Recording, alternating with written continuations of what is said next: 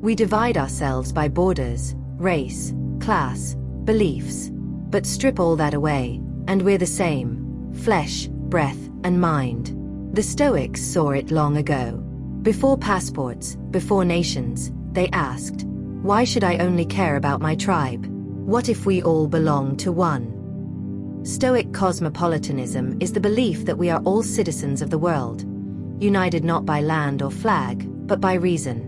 The Stoics didn't see themselves as Romans or Greeks first. They saw themselves as humans, bound by shared reason, bound by virtue. It means your duty goes beyond your street, your city, your country. It means doing good isn't just local, it's universal. Helping the stranger, speaking truth, building something bigger than yourself.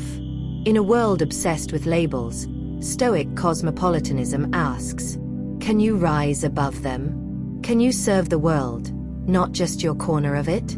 Because the Stoic doesn't just work hard to succeed. He works hard to serve all of humanity.